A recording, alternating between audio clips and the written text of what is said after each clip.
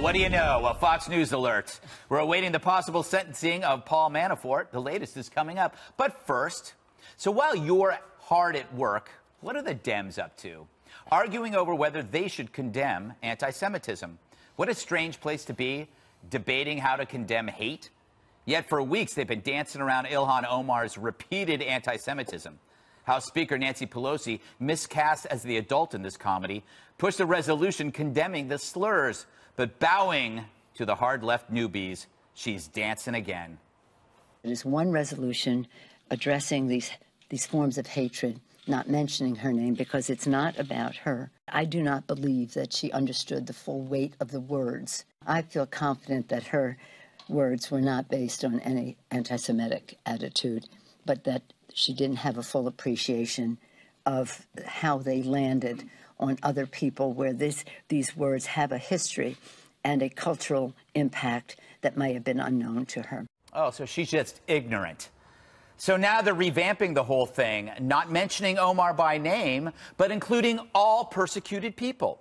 This is how far the Democrats have fallen. They can't even agree to remind people that they don't hate the Jews. Seems pretty easy to me.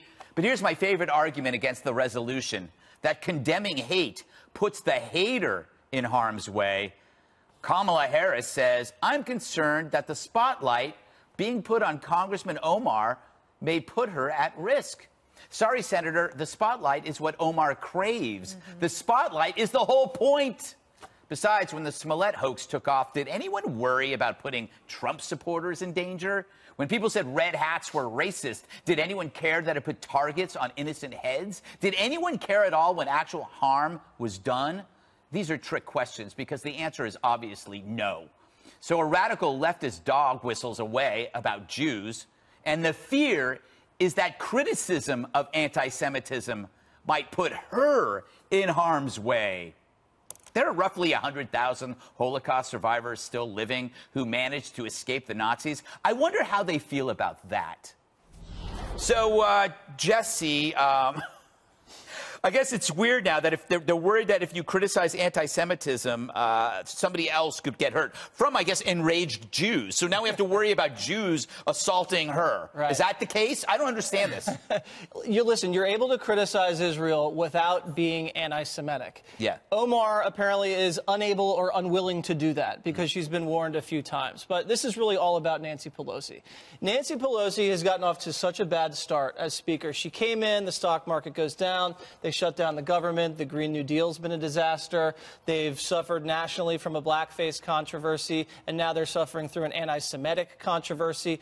The bottom line is this. Nancy Pelosi does not want to alienate these radical freshmen because she fears them, because they have so much juice. They have the grassroots, they have the youth, they have the social media, and these people don't want to take a loss. They believe they're infallible, and they're self-righteous, and they don't want to play defense. They want to go on full-throated offense against this president, and they don't want any blue dog Dems crossing over to the other side. So Nancy Pelosi has lost control, and that's why they're watering this down. It's like John Boehner and the Tea Party couldn't handle him, and he had a huge headache to deal with, and that's what you're seeing right here. So they got the juice, which allows them to bash the Jews. Very good.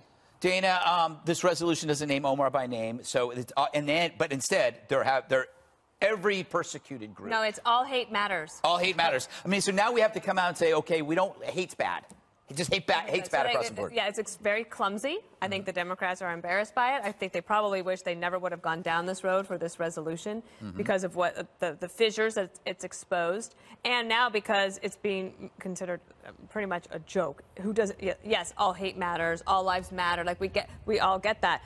This seems to me like it's a point of the Democratic Party where you have to kind of wonder also what the Catholic Church doesn't really have that much say, right, anymore, right, because of all of their problems institutionally and the credibility problems. Now you have American Jews who have typically voted for Democrats, right, really having to make this decision about, do we continue to support this party if they can't even say that anti-Semitism is bad? And I disagree with what Nancy Pelosi said there, that it's not about her, meaning Congresswoman Omar, because this initially started like 6 weeks ago when she first got sworn in. And if they would have nipped it in the bud then, they wouldn't be having this problem now.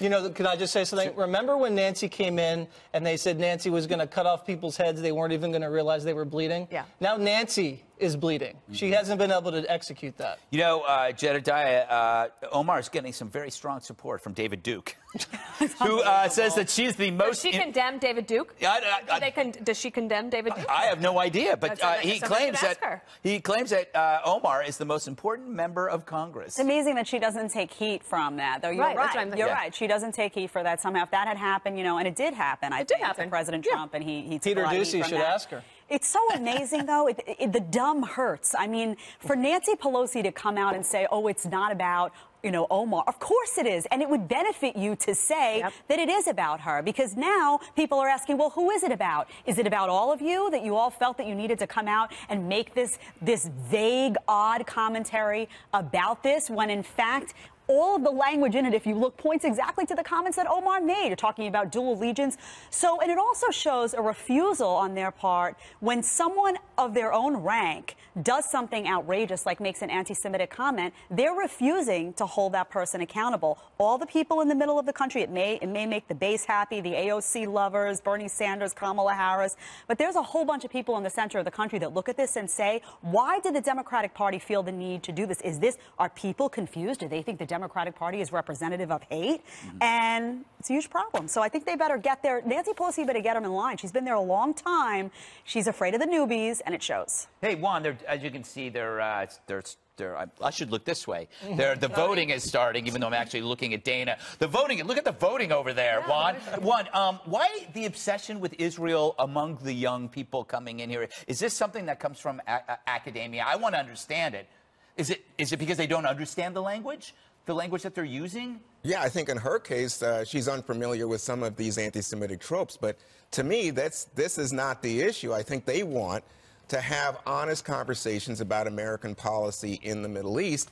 And what they're running into is people saying, oh, you know what? She used these anti-Semitic tropes, and therefore we can ignore the larger topic. And I think when you have people like Ilhan Omar coming into the Congress, you know, we have the first 2 Muslim women, and suddenly their perspective on Palestinian human rights is introduced. People say, oh, wait, we haven't heard this before. That's no, let me finish. No, hang on. I'm going to ask you, what is the larger topic? The That's larger topic, I already said, is U.S. foreign policy in the Middle East and with regard to Israel. So you get Bernie Sanders, who's Jewish, saying, don't equate anti-Semitism with legitimate criticism of the Netanyahu government in Israel. Elizabeth Warren, branding Israel the equivalent of anti-Semitism, criticism of Israel as anti-Semitism, is chilling in an American democracy. And here's J Street, a Jewish lobbying group. The biggest threat to the Jewish community is white nationalism on the right that Trump has unleashed both in the U.S. and globally. But what you get from Republicans is delight in this problem for Democrats, rather than saying, you know, when Trump says to a group of Jewish businessmen, oh, yeah, you want to buy your politicians and control them, or when Kevin McCarthy goes after Soros, Steyer, and Bloomberg as buying elections, we don't hear anything from the Republicans. No, but Democrats expect Trump. Every time Trump says something they don't like, they expect Republicans to hold Trump accountable, the American people to hold Trump accountable. Now you have a woman who, whether she meant to talk about Israeli policy or not, her comments, it's all about the Benjamins. This is stuff that has been universally condemned. They now suddenly have a problem putting her in a resolution. No, so they're saying, oh, you should condemn your side. They're but when condemning, excuse me, Jedediah, they're condemning anti-Semitism and anti-Muslim hatred. Until they hold her accountable, guess what? Nope, she's being empowered. She's going to do this again and again. If they are condemning hatred, why are Republicans having such trouble? Because Republicans aren't interested in condemning hatred. They're interested in condemning Democrats and Omar. How are Republicans having trouble? Well, they're saying, oh, no, don't do this. You got to really go after Omar. Wait a minute. That's why you see leading Democrats saying, is this about silencing legitimate criticism of Israel and absolutely smearing, which is what we saw in West Virginia with that poster? No, you're deflecting on to talk about Republicans when this is a Democrat issue. And you didn't answer Greg's question. Greg specifically asked about U.S. foreign policy. Why is there an obsession with Israel? And you didn't answer. And I said it. It's about Israel. Okay, but why you don't say why. Why is it about Israel? Why? Because they are the only. Hold on, let me finish. They're the only Democratic country in that region. They're our tightest ally. Their human rights record is so above and beyond Iran, Saudi Arabia, but I don't hear criticism of those countries. You only see criticism of Israel. Are you kidding me?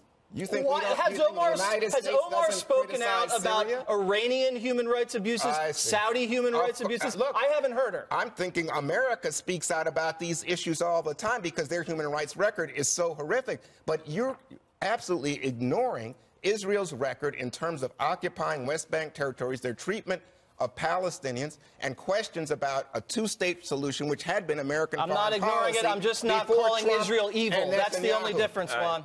Okay, what a beginning. We live in a Iranian nightmare.